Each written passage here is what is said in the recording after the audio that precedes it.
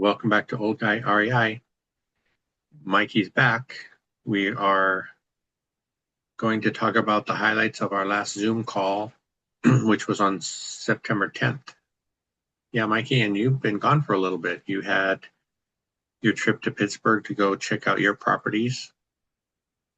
How was that? How did you like the trip, the area, and what did you think of your rentals? I love Pittsburgh. Came at a great time. I'm glad Jack recommended this time to come. Weather was beautiful. That whole time I was there, it only rained one day. It felt like I was walking around, had a nice chill in the morning and at night, and throughout the day, it was just great weather. He did such a great job hosting that event for as small of a time we had, for him to pack in all the real estate stuff and being able to play tourist for a little bit and just meeting the people. I thought the people were great. Just even everyday conversations and real estate conversations. And I honestly fell in love with the city of bridges, traveling. I got to experience what a Pittsburgh left is and seeing all the different sights and sounds, eating great food too.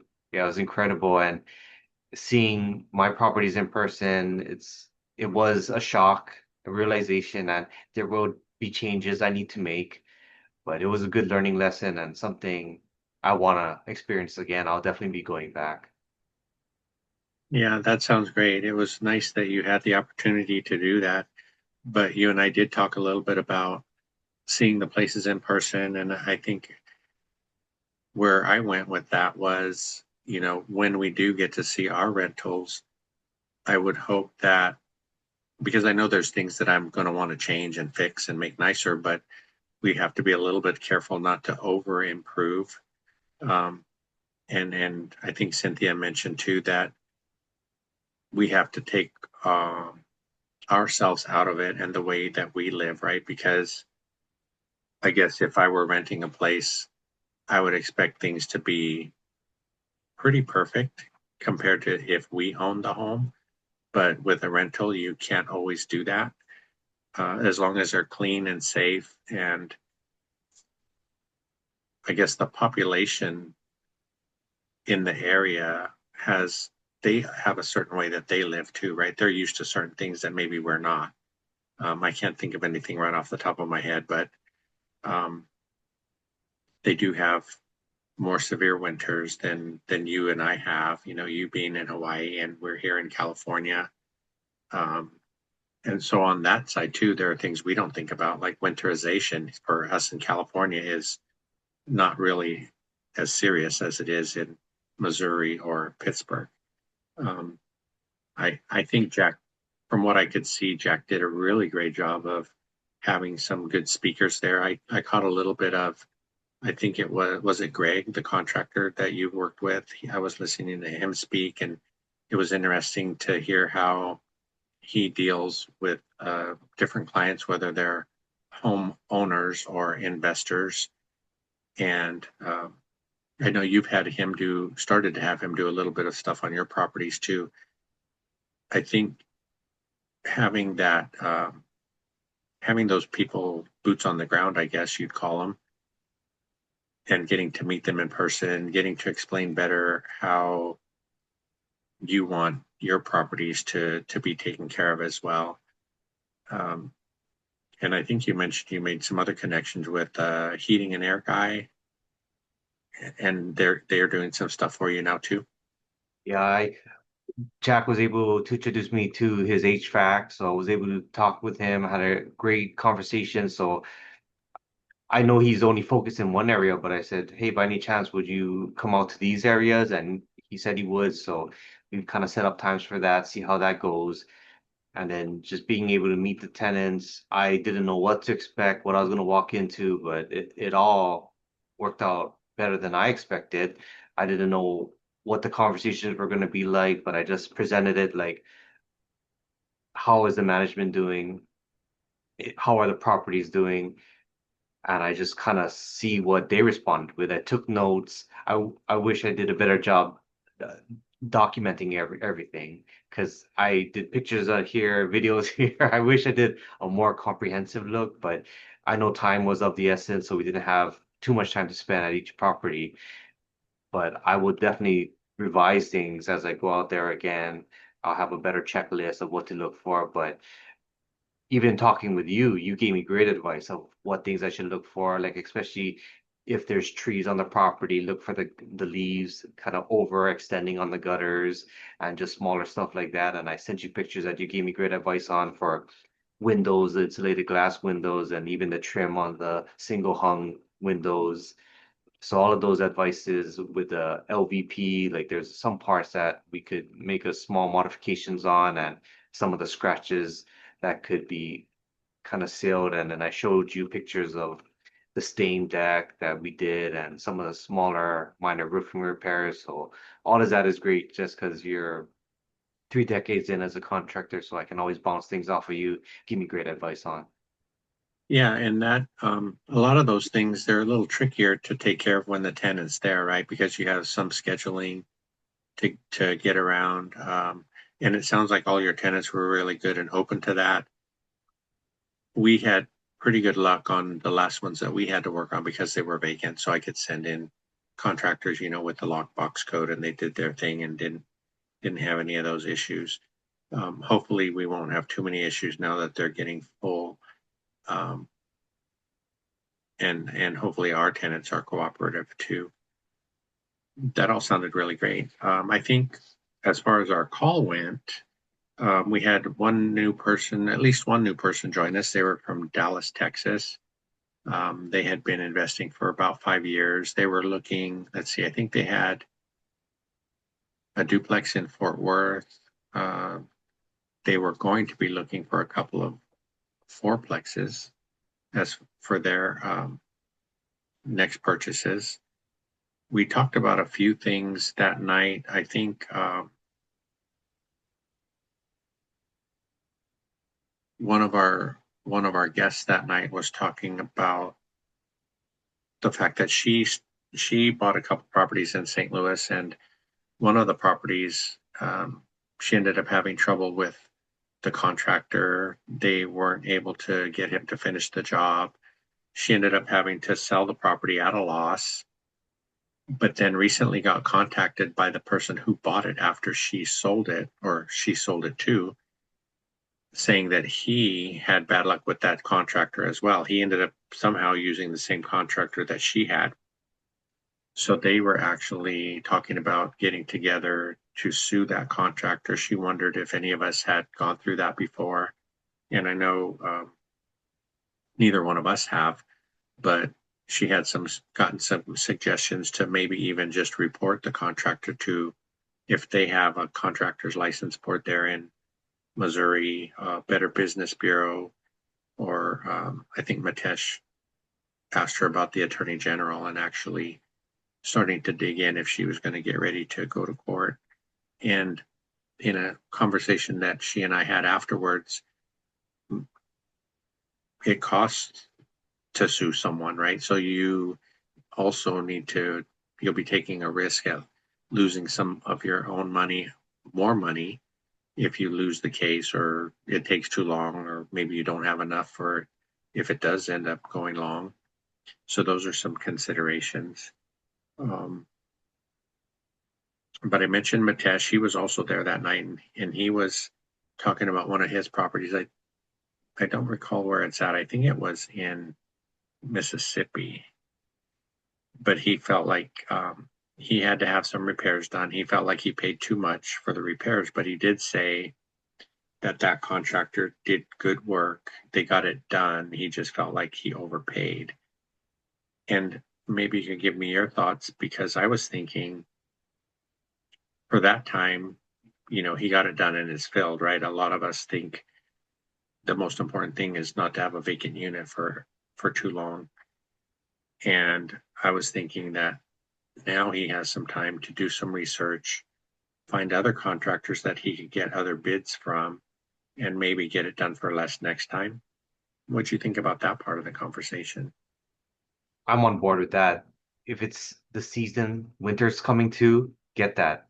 get that repaired or get that done as fast as possible, so you have that time just to get the tenant in.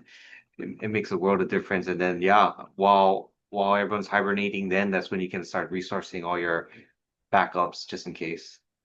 Yeah, and that you mentioned the winters there. We've dealt with that for the last couple of years and had some bad luck with timing there as far as our personal portfolio. But you definitely don't want to rush and put in a bad tenant. I think even if you had to carry the property through the winter, it's better than placing a bad tenant. Speaking of tenants and tenant selection, folks were asking where our units are advertised. I know our property manager advertises in a lot of different places, but I mentioned that they don't list them on Facebook or Craigslist. And Flavio mentioned that he likes to list his on Facebook because he can actually go to the the potential tenants Facebook page and see what kind of stuff they post and see what kind of life they live, basically, because everybody's putting everything on there, probably not realizing that it could hurt them in the future for something like that. And you have property management as well. Do you know how many different platforms they post your places on when they do that? It's on Zillow and their main site, and Okay. I know those are the main ones for them. Yeah, when I asked our property manager in St. Louis about that, they said they posted on a lot of different places. Yeah, I don't remember what they are, but I think there was at least 10 or 15 different places that they posted. And I know since we do accept Section 8, that was one of the options as well with the Housing Authority was one of the other platforms that they use. The one thing you had mentioned, someone saying they were in another group before, and while they were going through that rehab, there wasn't really any support. But then once they got into this meeting, that's when they found the support, and that's why they keep on coming back because they're even though you have a group, it's great when you do the buy, everyone's cheering you on. But what happens when maybe you're having a rocky time of it? Who's there to like really listen to you and kind of give advice on how to correct things? That's where I feel this meeting comes in, and that's why you've kind of set this up this way. Yeah, they were feeling uh, so. So she and I belong to a group, and like you said, they were happy when she was buying, and she was buying a flip in St. Louis. But then when things turned sour, she didn't feel like she had that much support. And then we met in that group actually, and I introduced her to our meeting and Dion and everybody. So she's following Dion now, and she really, really likes Dion and what he has to say and what his the way he's investing. And you and I were talking a little while ago about our meeting, and I think in the past we have kind of mentioned that it's called an accountability group, but not really hardcore accountability. Some people need that. Some people just need a place to come and talk or just to listen to what people are going through. I think that's where she's finding a lot of value because a lot of us talk about our challenges and that's in the hopes that it can help someone avoid some of the challenges that we've gone through and help them speed up their journey a bit. But on our call, I would say there's such a range of types of investors. For one, there's the guys that do short-term and mid-term rentals. There's some guys that are involved in the sub-2 community with Pace and have done those kinds of things. There's rent by the room. There's even recent talk of some of our, well, I would call him a mentor, but Aaron Amin, right? He's doing new builds for, is it senior care? I think it's for elder care facilities and things like that. So that's really special because I think that's the kind of legacy that I would be proud to have, doing something for other people. Uh, and you're doing it, right? You're not just doing it for that, but you couldn't just do it if you weren't going to be making money from it. to help you in your life too. But I think that's a nice way to give back too, because I think there's a shortage of that kind of care, at least quality care. But yeah, getting back to our group, we try to keep it structured, I guess you would say, to make sure that if people have questions, they can get them asked. And if anybody has any suggestions, that they get to hear those. Uh, and I always, let people know sometimes we get off track and sometimes we just talk, right? We talk about different things. We've had talks about contractors and what kind of customers that we enjoy working with, which ones we try to stay away from, and things like that. We talk about the different mindset shifts because you and I were talking about that earlier, where we get into the game thinking we're going to buy whatever and we're going to hold it forever, and then when you get a few years in, you could see that maybe a property or two aren't performing as well as you need them to or hope they would. But later on in your career, you're able to make moves and maybe sell those and 1031 into other things that might perform better. Maybe they're in better areas. And you mentioned driving around Pittsburgh. You did get to see, I guess, what would be considered shadier areas, you know. Um, so I think the fact that you could see that, Louis said, during the day when you're driving around and getting, these different kinds of looks from people, that now maybe that's not a place you want to have a home, an investment home. And even when I bought the first one and I was having a difficult time with it, I really wasn't reaching out to people. And then I saw that interview you did with Dion. Mm. Luckily, someone had posted your email. I reached out right away, and that's kind of how we started talking. But even on Mark's live stream, I think a new member had popped in and said, really like the group, really like the people. And we've experienced it with Vegas and the meeting in Vegas and now in the Pittsburgh event. I just kind of had to take a step back because just being around these people, they're so cool. We're all in the same idea of what we're trying to do together. We might have our own journeys, but when I have these conversations with each person, it's all they're just good people. They just want to improve and they want to make a better future for themselves. And that really sticks out because Matt had said, Lumberjack Landlord, he was saying, I would take a student of the Three Amigos over Pineda any day of the week. And I can kind of see what we're trying to build. All these people, it's pretty rare to get this group of people in this community where it's all like good people just doing the right things, just trying to be better. Yeah, I think, yeah, like you said, I mean, Pineda's tribe, I guess you would call it, would be more of the like a serial entrepreneur or something. I mean, there are several of us in the group who are entrepreneurs. I would consider myself one. I get that from my mom, but but as far as the real estate stuff, we're all on the same page. We're heading the same direction. We're all willing to help each other.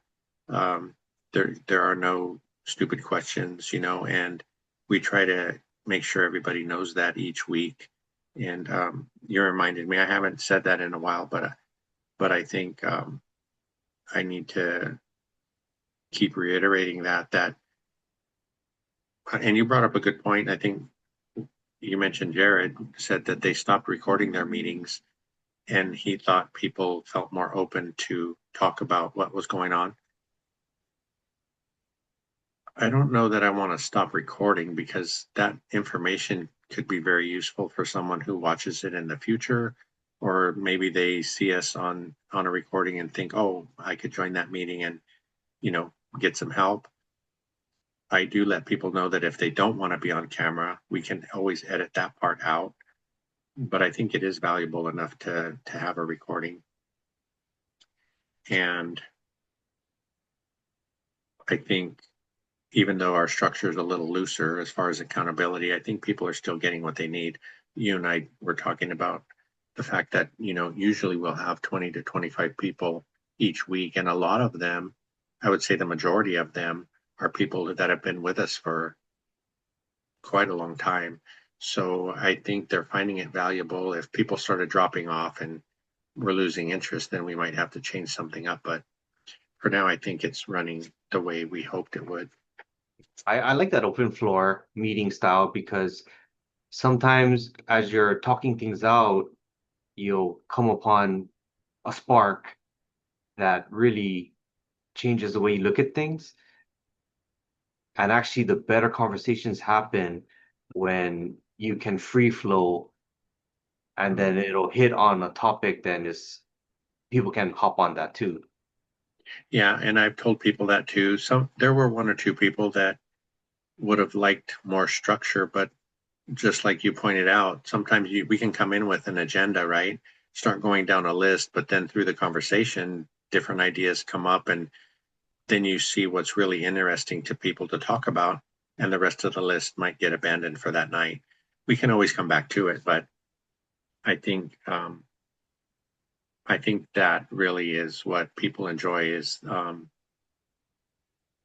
sometimes we'll even talk about business. Like what I was going to say next was we talked about business, and one of the members was saying how he had to start simplifying his business, and he started making more money that way because he was always trying to keep his guys busy for every hour of their 8-hour day and trying to cram too much in, and then you start losing money or being less productive. Now he's okay if his guys go do a job, it takes half the day, and he pays them for the whole day, of course, but they take it off. They're less stressed. He's less stressed, and he's still making money. So that was a good point. He usually comes up with some great tips, especially about business. So some of the other folks, Jim mentioned that he got a tree taken down for free. He was planning on having to cut down a tree on his property, but when PG&E came out to inspect I think it was one of his electrical panels, and he asked him about the tree, and the wires were going through the tree. And while PG&E was there, they took pictures, sent it into the office, and the next thing he knew, he had a crew out there cutting the tree down. So he was thrilled about that. Saved him a few $1,000s, I'm sure. And you had some tree work done recently too. It's not cheap. No, not at all. So that's awesome for Jim. I'm happy that worked out. Yeah. So I think moving forward, at least for the meetings, again, I try to come up with thoughts that at least to get the meeting started. Once we get rolling, then people jump in. Um, last last week was a little bit of a challenge because we were competing with Zuber. He was in school doing something at the same time we were going, but we had a couple of really dedicated people. Mark was one of them who was on both channels at once, on different devices. So that was really special. And, he's always a big supporter of us and whatever we do and just tries to help us however he can. So that was really nice. And I think you and I were talking about our meetings, which I thought we were at the 2-year mark with our Wednesday calls. We're just short of that, but it's been going for a long time, and I'm so thankful. Like I haven't been sick, or anything like that where we've had to miss a meeting. So we haven't, and we'll try to keep it going strong as long as we can. Um, But you've been through like power outages and you've still been able to get back on. And I remember there's times where you somehow you would find a way and it would still continue on, even if you had to just be in the shadows for a little bit while the group was still going, but the conversations were still happening. So Yeah, kudos. that was great. Yeah, you're right. We had no power at our house one day, and when we have no power, we have no Wi-Fi. So we had a generator. We were able to get that up and running and plug the house into that. We had Wi-Fi, and there was one other time where I didn't realize I could start the meeting from my phone. I wasn't going to be home near my laptop, so I just tried starting it on my phone, and it worked, and we could let the conversation continue. So yeah, we've been pretty lucky. Yeah, I really like what Zuber said because Mark asked about it. It's why why did you have your meeting the same time as the accountability call? And Zuber said, I would have done the same thing. I would have kept on going. And he said, props to you for continuing this tradition. And I hope it continues on. Yeah, I don't expect the big guys to ever change their schedule for us. I think it's part of what they do, and I think sometimes they don't really, it doesn't cross their mind. If it did, or they realized it, they might make a different choice. But I'm totally fine with that, and I think it, I was really happy that we did have several people still join us, even though Zuber was going, um, and that makes me feel good because I feel like they value the meeting a lot. So that was really special. So I think that's it for this week. We'll look forward to chatting with you after next Wednesday's call. Well, we'll see you on next Wednesday's call, and hopefully we'll get into some good stuff that we can share. Yeah, and the one quote I really like from Beth Traverso, you're best suited to help the person you used to be. That stuck with me. Yeah, I mean, those are things you think about later on, right? Different mindset shifts. And she also was talking about how, like right now, for you and Cynthia and I, especially in our journey, when we have something break or we have to spend money on a property, it's a lot for us right now, and it's a lot of stress and headaches.